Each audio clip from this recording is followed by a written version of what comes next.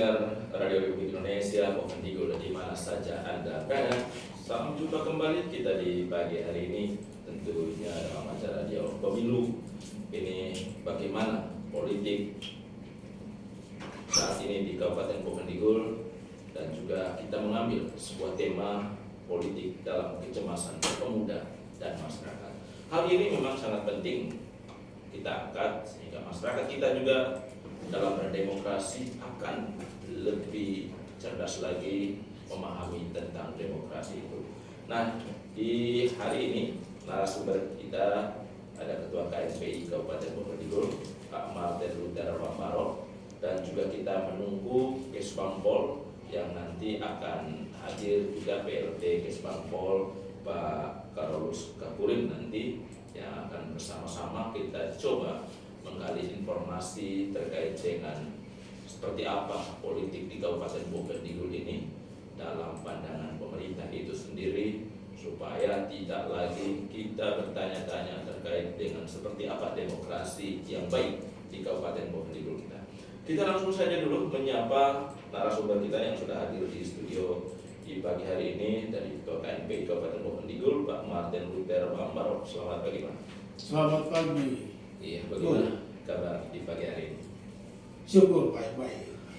Itulah yang kita harapkan ya. Saya juga pendengar, tentunya kami mengajak pendengar juga di pagi hari ini yang ingin bergabung bersama kami bisa menghubungi kami di 08114954 atau di 08114988 666. Sekali lagi, bagi pendengar yang ingin bergabung bersama kami bisa menghubungi kami di layanan telepon kami di 0811495433 atau di 0811498866. Sampai kita menunggu pihak Kesbangpol, kita langsung saja dulu dengan topik kita di pagi hari ini, politik dalam kecemasan pemuda dan masyarakat.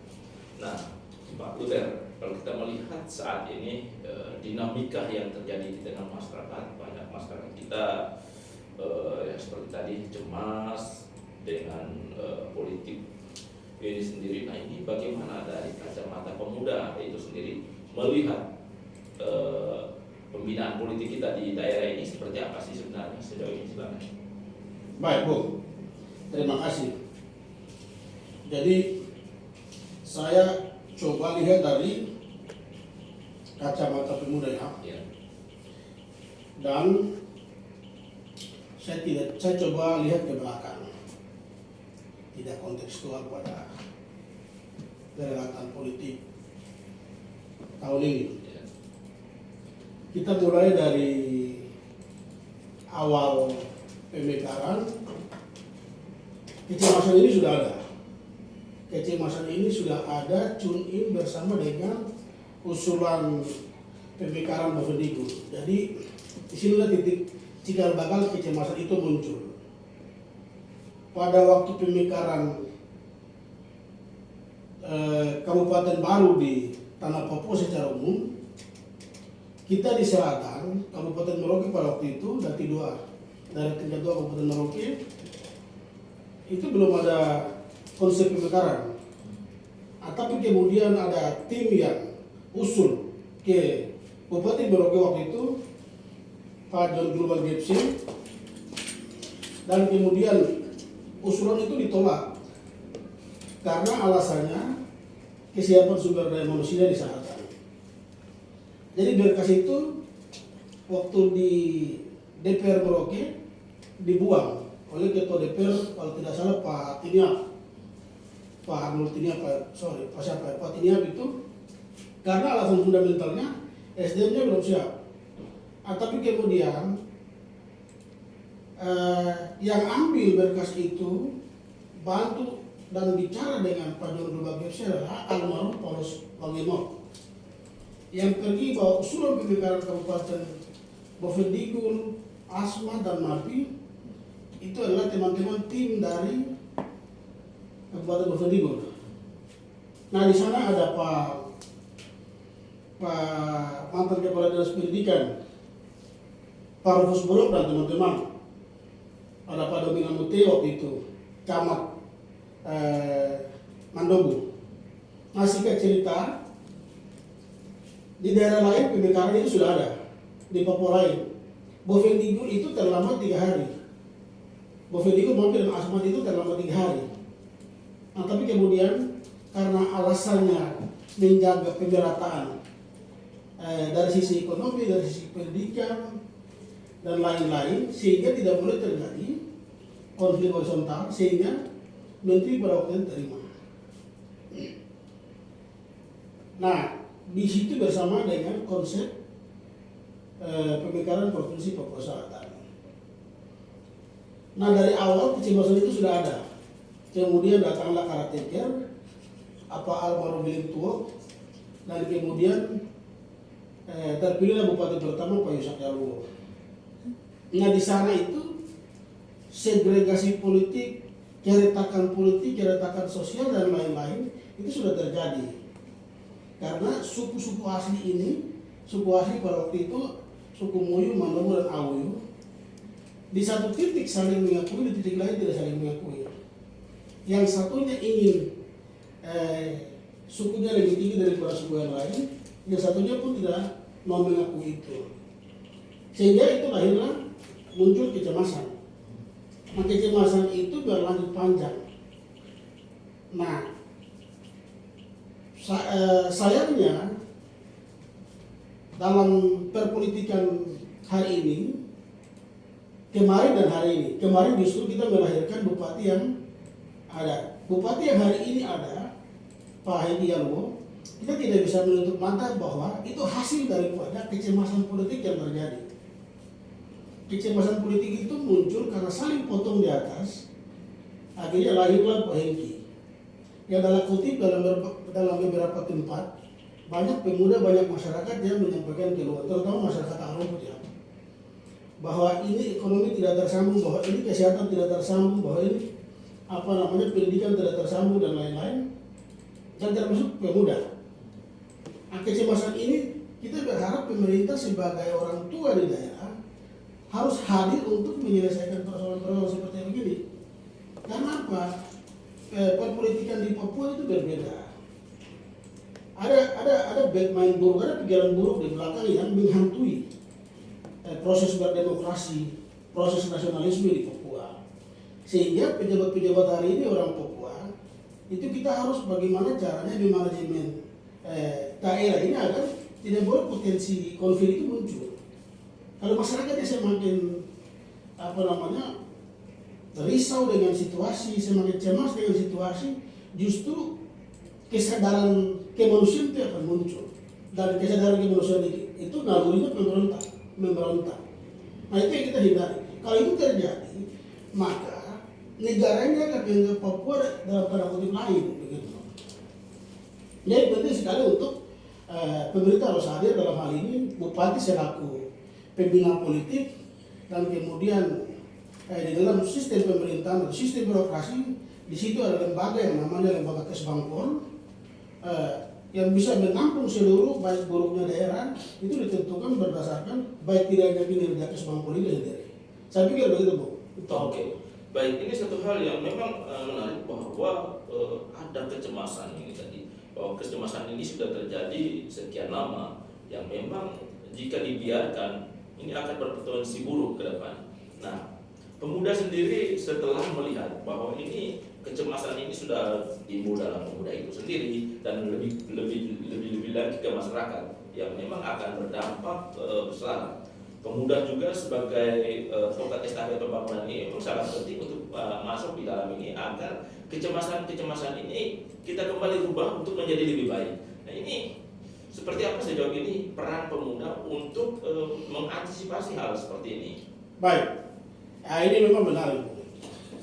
Jadi kalau kita baca dalam perspektif politiknya, di Bovendigul kenapa tiba-tiba lahir dualisme kepemudaan.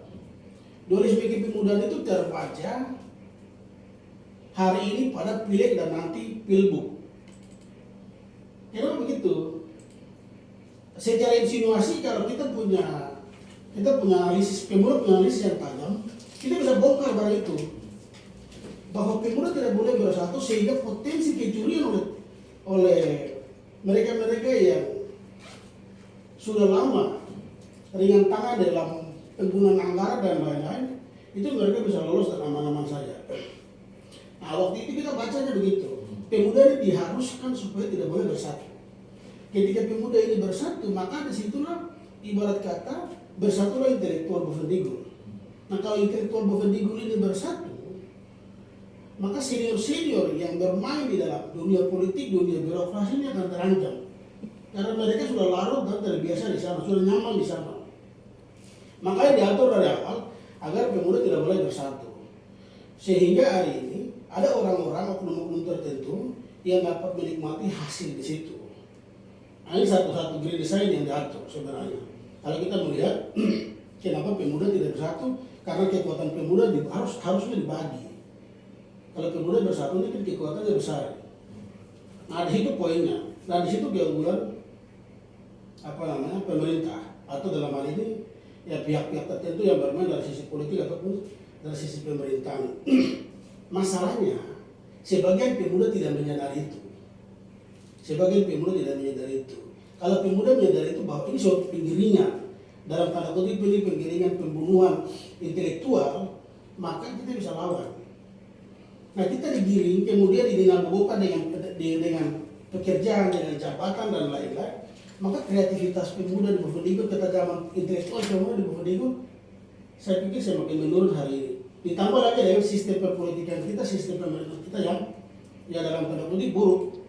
Dan saya pikir semua masyarakat, mulai dari tingkatan masyarakat kelas 2 sampai ke masyarakat kelas 3, mungkin dari kelas 4 ya, masyarakat angka rumput yang mereka tidak bisa membahasakan kekurangan mereka, tapi mereka bisa hanya sekedar berjualan dan lain-lain. Itu kan masyarakat yang sebenarnya tidak bisa membahasakan kekurangan mereka. Saja mereka hari ini rasa sulit, rasa susah untuk bagaimana mendapatkan kesejahteraan itu. Nah, dari titik pemuda saya pikir tadi, ini adalah proses yang sudah didesain untuk tidak boleh bersatu karena di sana ada orang-orang tertentu, pihak-pihak tertentu yang mendapatkan keuntungan. Saya pikir begitu. Baik, Pak Butet, ini satu hal yang luar biasa di pagi hari ini bahwa kita sudah mulai membuka perlahan, membuka pikiran, pola pikir. Memang ini satu hal luar biasa bahwa pemuda harus punya peran penting sehingga tidak terjadi perpecahan yang terjadi hari ini ya Pak ya. Nah, ini bagaimana konsep ke depan agar pemuda ini kembali bersatu Pak, sehingga tidak ada lagi pemerintah khususnya ini tidak takut lagi kalau pemuda ini bersatu, padahal bersatunya pemuda ini untuk melihat daerahnya tidak lagi seperti hari ini, tetapi bagaimana ke depan. Namun sebelumnya itu kami kembali mengajak para pendengar. Hari ini mari kita saling bertukar pikiran dalam dialog kita, dialog pemilu hari ini terkait dengan politik dalam kecemasan pemuda dan masyarakat itu sendiri. Sambil kita menunggu Kesbangpol juga ya, hari ini masih belum tiba juga di studio, mungkin lagi macet di jalanan. Kita juga sambil menanti kehadiran mereka agar bisa memberikan pemahaman juga terkait dengan perpolitikan di Kabupaten Bovendigul sendiri. Bagi masyarakat yang ingin bergabung bersama kami, ini kesempatan kita untuk menyalurkan pola pikir pandangan kita terkait dengan politik di daerah ini.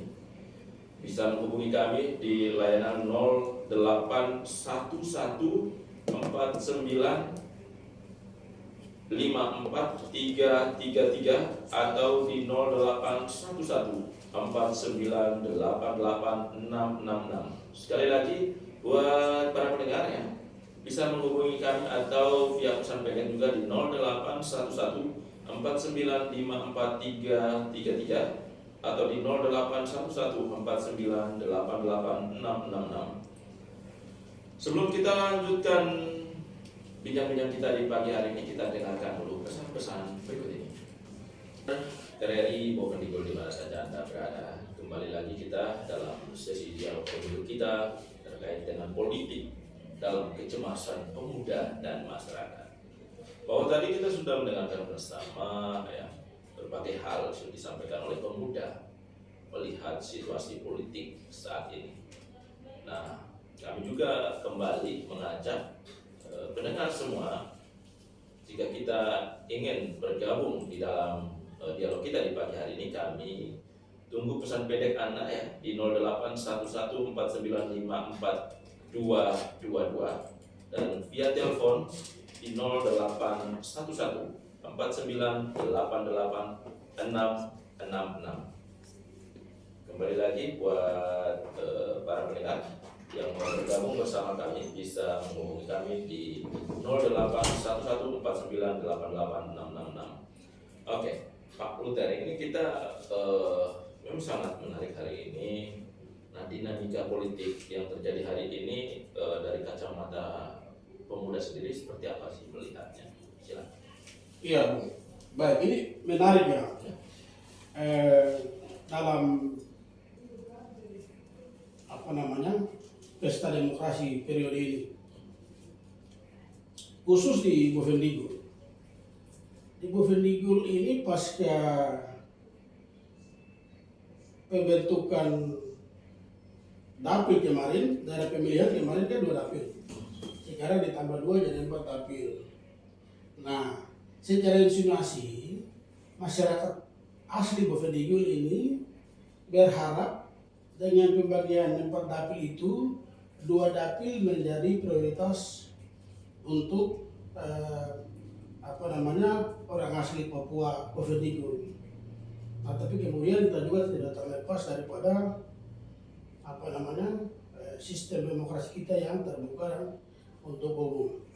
Nah, dengan rancangan pembagian dapil 4 dapil ini, dari awal kami pemuda sudah menduga dan berharap agar pemerintah sudah punya semacam desain untuk menerjemahkan kepentingan masyarakat asli Papua Bovendigul yang hari ini dijaminkan hak mereka oleh Undang-Undang Otonomi Khusus itu. Nah, tapi hari ini pada saat pileg kemarin, justru di titik-titik dapil yang diharapkan menjadi prioritas masyarakat Papua itu ada caleg-caleg yang dalam tanda kutip teman-teman Nusantara juga justru diberikan kepercayaan oleh masyarakat Papua di sana.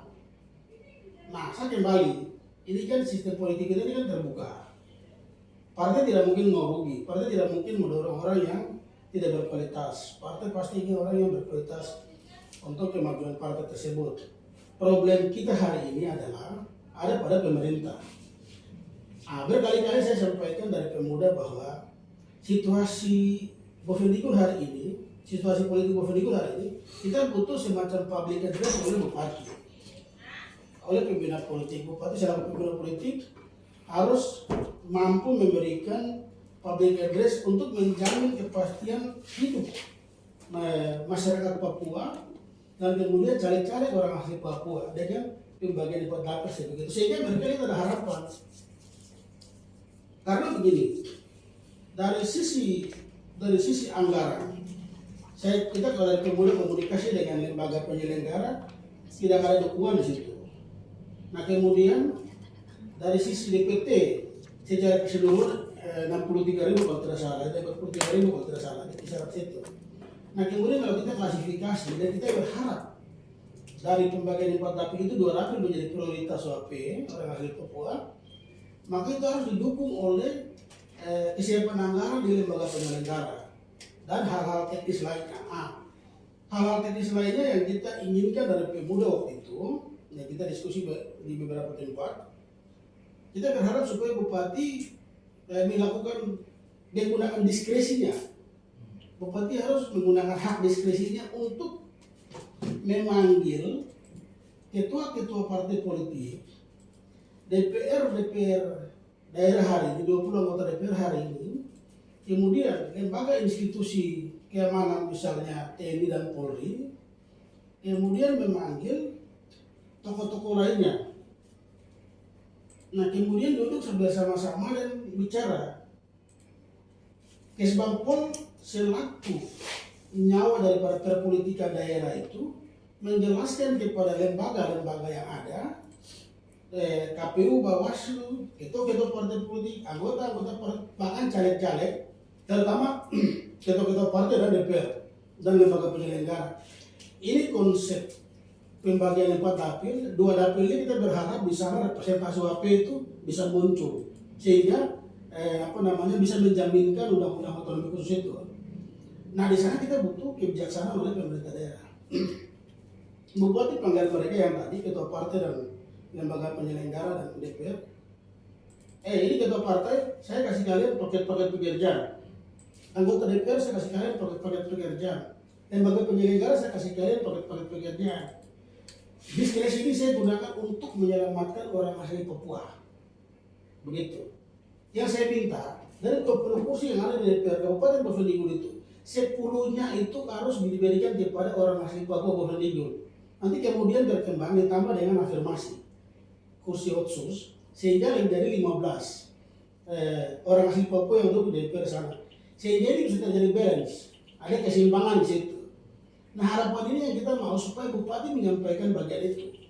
Diskresi itu digunakan untuk menyelamatkan orang Papua. Diskresi jangan digunakan untuk mencuri APBD kabupaten, APBD daerah. Diskresi itu harus digunakan habis-habisan untuk menyelamatkan manusia dalam tanah. Nah dalam peta politik hari ini kita berharap bupati menyampaikan itu. Tetapi pada kenyataannya bupati tidak punya kemampuan. Nah, saya boleh katakan itu bupati tidak punya kemampuan. Ataupun orang yang membriefing beliau dalam hal ini protokol dan lain-lain untuk memberikan semacam drive untuk beliau sampaikan kepada masyarakat. Apalagi kemarin umat Katolik ya, Kristen Katolik itu berpapasan tanggal 14 itu, ya kan? Ada acara politik nasional, kemudian pasca dan lain-lain. Nah di sana itu kita berharap Pak Bupati dia bisa hadir sebagai orang tua di situ dan memberikan jaminan, memberikan harapan kepada orang asli Papua atau teman-teman caleg pada keseluruhan ya, supaya hari ini tidak terjadi ketersinggungan. Hari ini kan terjadi ketersinggungan antara teman-teman Papua dan non Papua. Teman-teman non Papua yang sudah belasan tahun, puluhan tahun mereka hidup di sini, bagaimana posisi mereka atau status mereka? Orang tua mereka sudah hidup dan hari ini mati di sini dan mereka juga sekarang sudah umur rata-rata sudah 30 dan 40 tahun itu. Posisi mereka di dalam undang-undang itu kan dilindungi.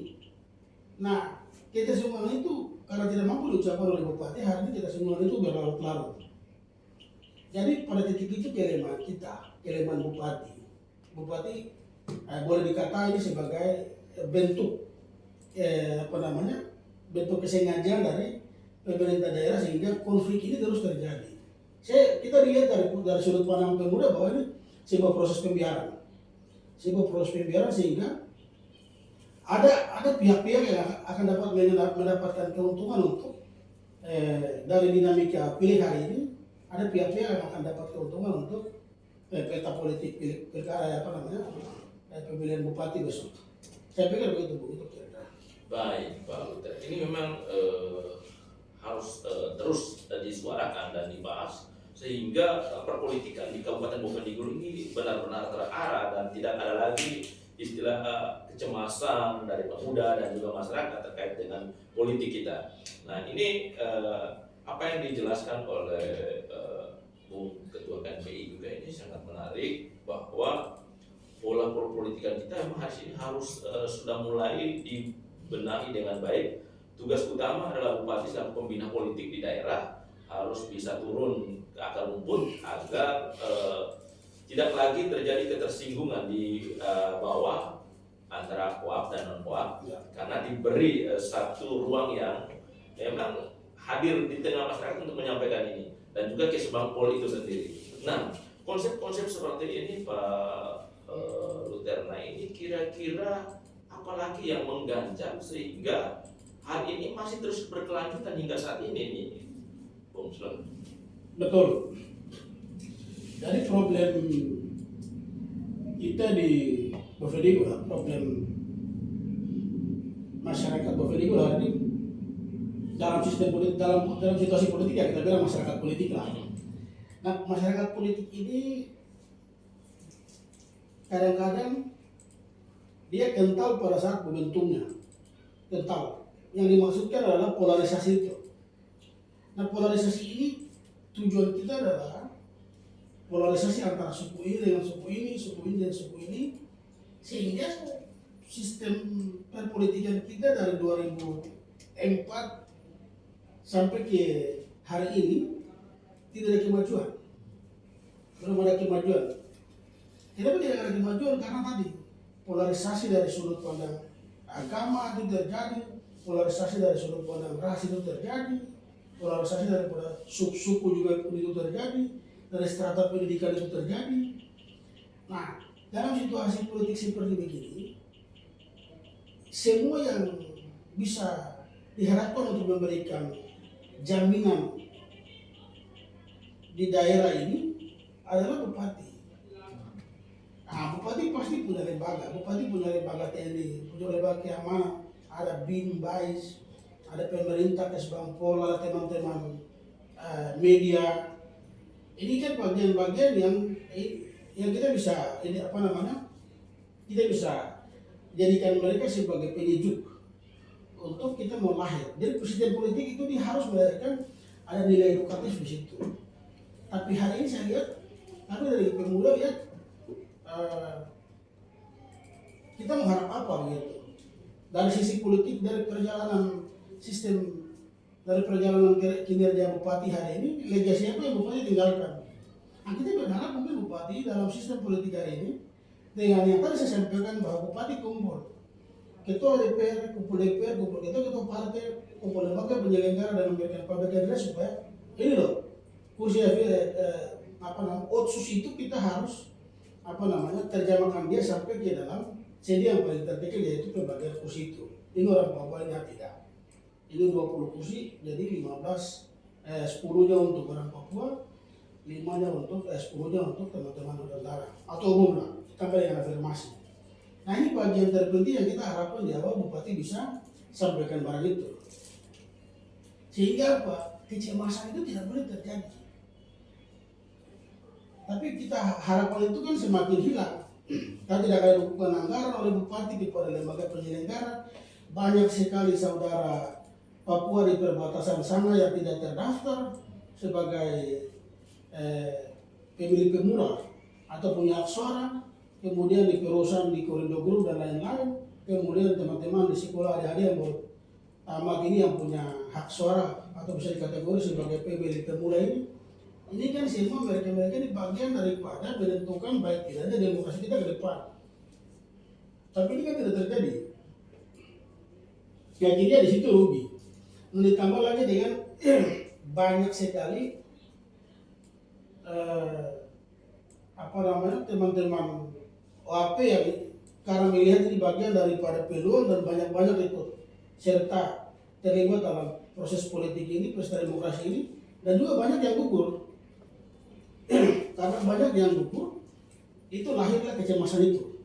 Nah, ini tempat kita, kenapa teman-teman Papua datang dan ambil. Jadi kita semua itu, kecemasan itu dia lahir kita semua, dan ini potensinya buruk. Yang bertanggung jawab siapa? Ya pemerintah, bupati. Di awal bupati harus berikan public address, berikan jaminan bahwa ini loh kira-kira kerangka politik kita, ini loh kira-kira kerangka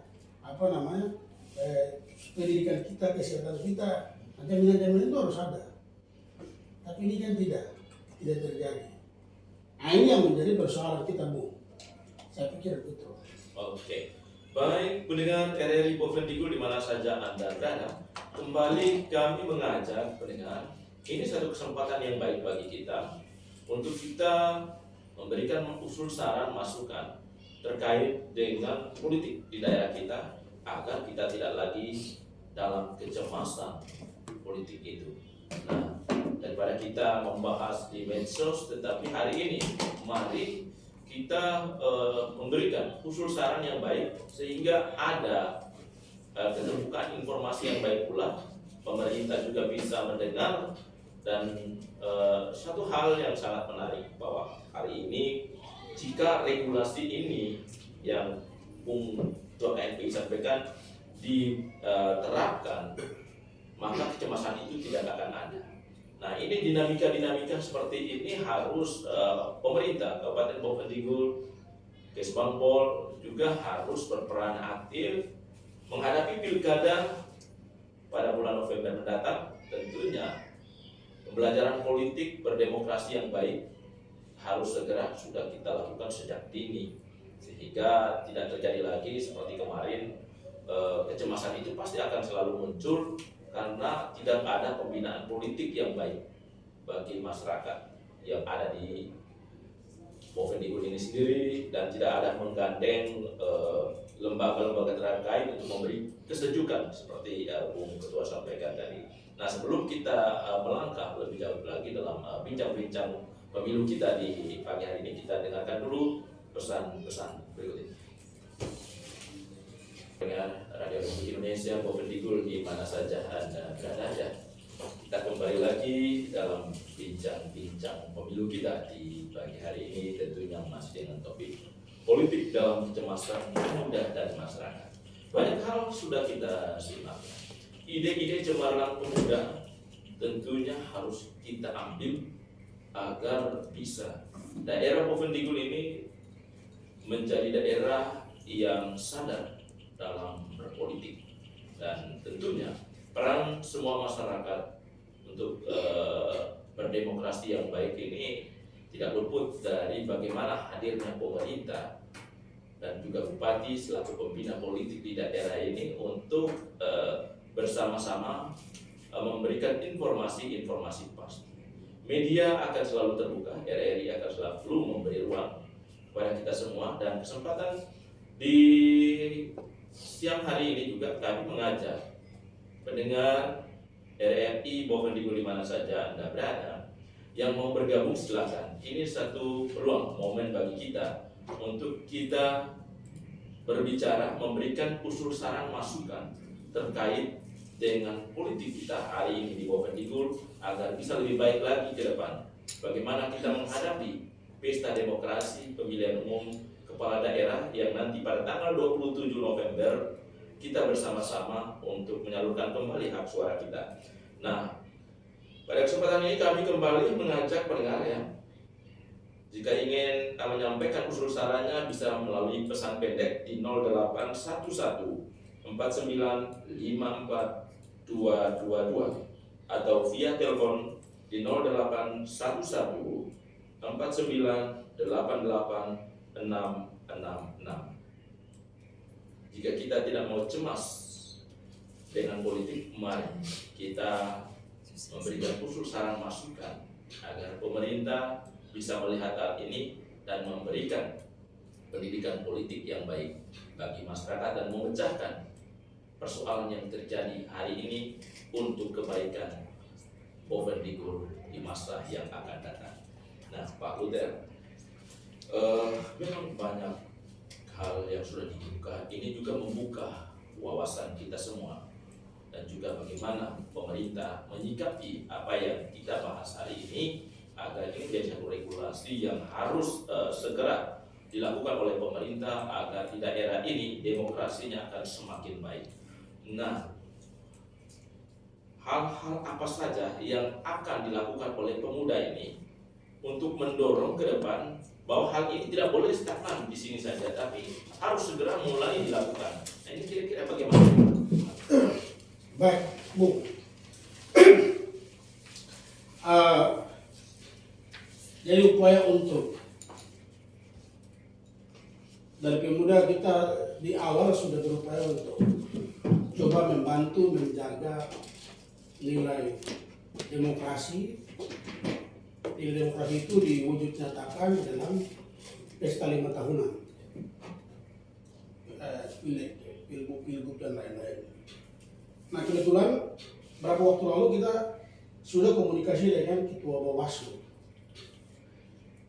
karena apa yang kita bicarakan bersama Ketua Bawaslu itu adalah Bovendigul pernah punya masalah dalam sistem pemilu.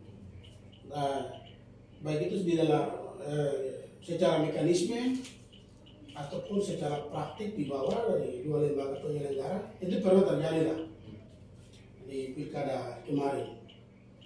Nah, di awal kepemimpinan Ketua Bawaslu, kebetulan karena beliau dekat, kenal, kami coba pergi bertemu dan sampaikan kepada beliau bahwa si lembaga pengawasan di kabupaten ini kita butuh campur tangan lain, tidak hanya Bawaslu, tetapi Bawaslu bisa dibuatkan tokoh masyarakat, tokoh adat ataupun tokoh agama. Nah, di sana kita coba buat kerjasama karena kebetulan secara organisatoris KNPI ini punya jaringan kerja sampai ke kampung. Bafendigul ada 20 distrik, 112 kampung. Nah, KNPI punya perangkat kerja sampai ke distrik dan kampung. Begitupun sistem mekanisme kita, sistem pemilu kita kan sampai ke kampung. Nah, saya pikir kita berkolaborasi waktu itu, sehingga kita mengawal supaya tidak boleh terjadi persoalan politik seperti periode kemarin. Nah, ketika kita dalami komunikasi dengan penyelenggara Bawaslu, problem kita adalah Bawaslu sebagai pengawasan ini tidak mendapatkan dukungan dari pemerintah. Dari sisi pembiayaan, sehingga waktu itu Bawaslu sampaikan, Pak Ketua, ini kami juga agak berat. Walau tujuan kita ini baik, bagaimana kita mau pengawalan, karena masalah kita pernah terjadi di periode kemarin, jangan sampai ini terulang. Jadi artinya ada upaya-upaya supaya kita sama-sama jaga tatanan masyarakat di bawah, karena memang masyarakat di bawah kan kita kenal, sehingga tidak boleh terjadi persoalan politik yang kemarin. Nah, ini masalah ini tidak terjadi. Masalah apa yang kita diskusikan itu tidak kita laksanakan karena tidak ada dukungan. Itu masalahnya, Bu. Jadi tidak ada dukungan. Kemudian kami juga sudah bertemu dengan KPU. Dan kami sudah sampaikan, jadi kalau tidak salah ke Pak Sidogan, kalau tidak salah, kita sudah sampaikan bagian ini bahwa tugas kita untuk menjaga dan merawat sistem demokrasi di Bovendigul, sistem perpolitikan kita di Bovendigul ini menjadi tugas bersama. Bukan hanya teman-teman penyelenggara, tetapi ada teman-teman TNI Polri, ada teman-teman pemuda, teman-teman ormas, ada teman-teman media dan lain-lain. Ini tugas kita bersama. Seperti persoalan kita hari ini, Bu. Ada persoalan di distrik yang di rumah. Ada persoalan distrik yang di rumah, kemudian ada persoalan lagi yang di rumah itu dapil 2. Ada persoalan lagi di distrik Koroko, dapil 3. Ada persoalan lagi di distrik Jaya, dapil 4. Nah, persoalan-persoalan ini kan di dalam momentum politik itu lumrah terjadi, itu biasa terjadi. Nah, tetapi yang kita tidak inginkan adalah keterlibatan penyelenggara untuk ikut mengintervensi terlaksananya proses pemilihan.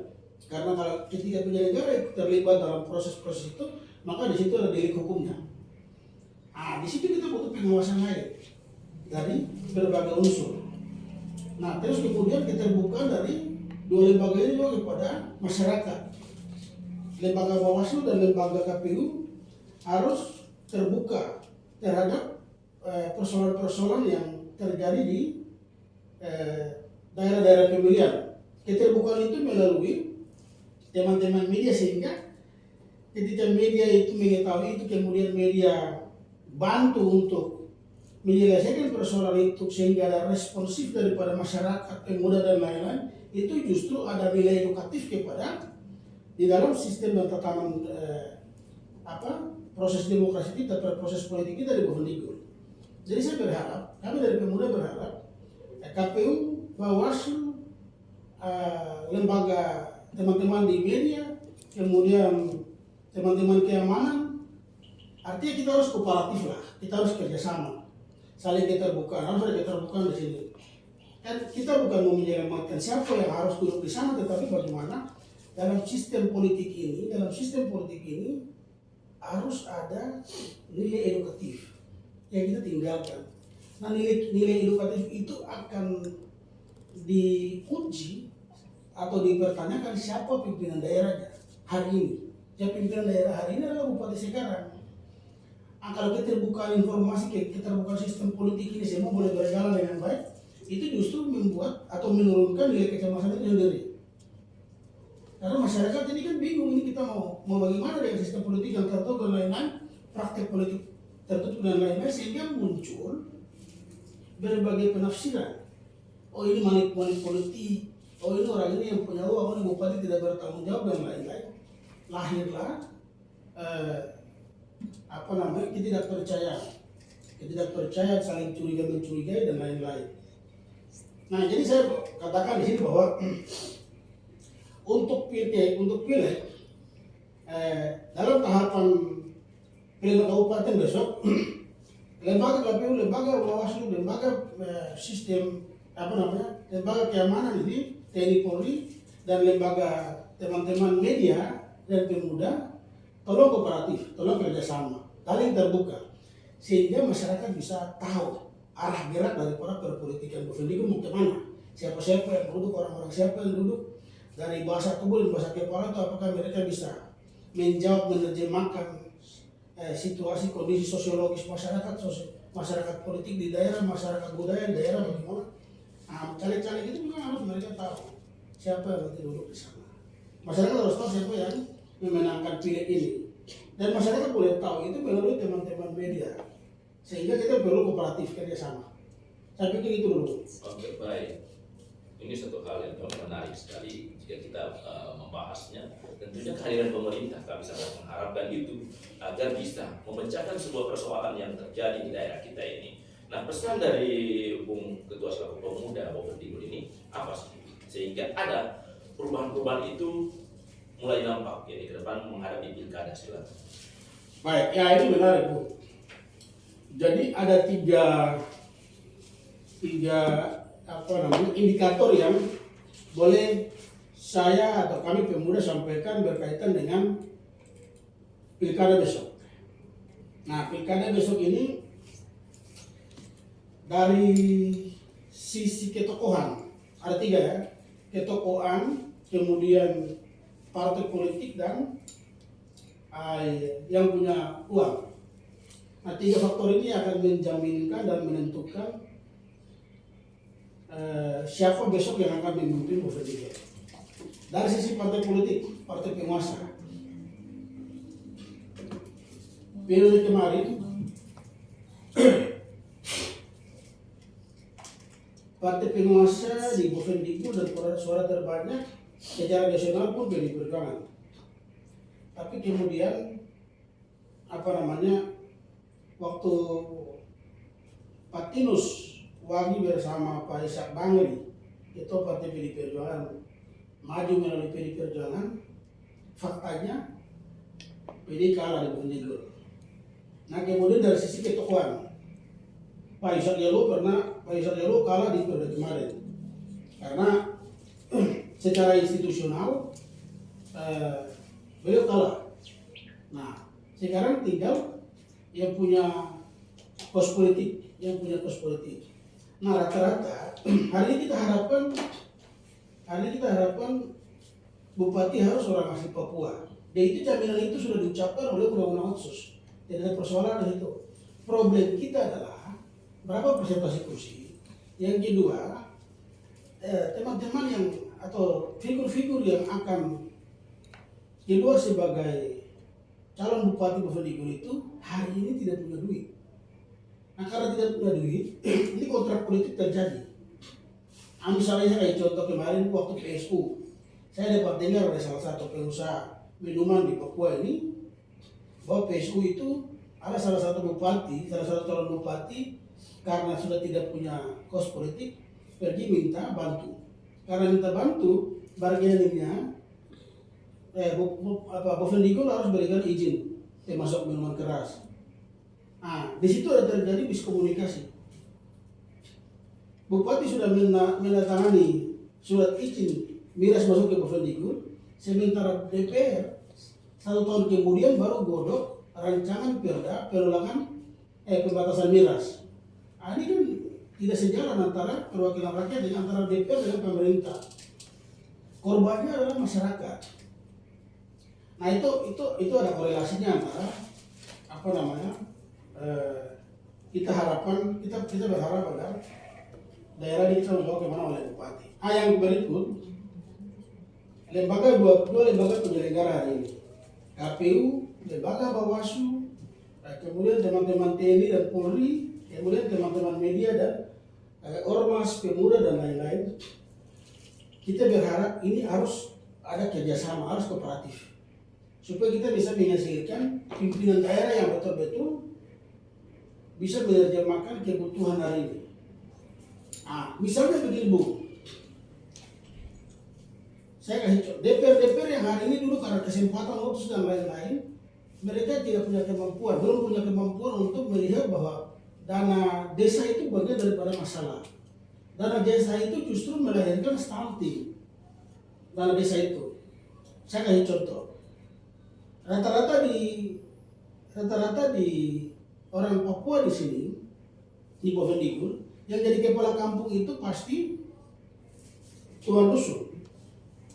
Nah, dia tuan dusun saja, dia punya istri pasti 2 atau 3. Setelahnya ada kepala kampung, pegang dana desa 1 miliar, 2 miliar itu, dia pasti punya istri 2. Nah, istri yang kelima tambah 3 dengan posisi adat itu, tambah dengan dia menjabat sebagai kepala kampung, istrinya 5. Istri yang kelima itu pasti usianya 15 atau 16 tahun.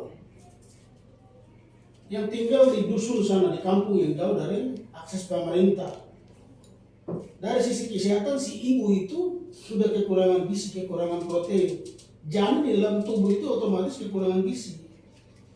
Maka anak yang dia lahir, dia akan mengalami stunting dari dalam perut dari seorang ibu.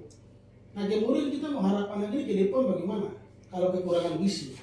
Kalau anak ini besar lahir besar tumbuh dan idiot, ya idiot itu sama dengan benda kayu yang tergeletak begitu saja. Nah, kemudian ya itu rugi untuk kehidupan kita sebagai masyarakat di Bovendigul. Nah, ini bagian-bagian persoalan yang mestinya itu ada langkah-langkah, ada kerja-kerja dari semua lembaga ini untuk melihat memperbaiki dampak daripada perpolitikan kita itu bagaimana. Karena banyak kejahatan yang bersembunyi di balik regulasi. Nah, tadi saya kasih contoh itu kejahatan yang bersembunyi di balik regulasi dana kampung. Sekarang kita mau buat proyeksi secara umum ya. Masyarakat Papua ini di awal 3 juta, sekarang sudah turun 2,5 juta. Kota Surabaya saja itu 3.800.000. Papua Selatan hari ini 500.000. Klasifikasi orang Papua itu berapa? Nah, ditambah dengan dana kampung itu dalam kejahatan loh. Kalau tadi saya jelaskan, dia terjadi seperti begitu, praktik itu terjadi seperti begitu di kampung-kampung yang jauh dari perkotaan ini, maka anak-anak ini kan bagian daripada proses pembunuhan, pembunuhan dan lain-lain. Nah, ini kejahatan-kejahatan yang tersembunyi dalam kebijakan ini. Kita butuh orang-orang yang punya otak, yang duduk di DPR, orang-orang yang punya kemampuan untuk mengambil keputusan dari sisi politik karena ukur persoalan-persoalan di bawah yang nantinya duduk di bupati. Mereka bisa gunakan diskresi sehabis-habis mungkin untuk menyelamatkan manusia ini. Kita butuh orang berani, sehingga kita berharap kepada lembaga ini kita butuh kerja kooperatif. Unsur pemuda, unsur masyarakat dan lain-lain, unsur media, unsur TNI Polri dan unsur lembaga penyelenggara harus selektif. Unsur partai politik kita harus selektif untuk menentukan bupatinya siapa nanti.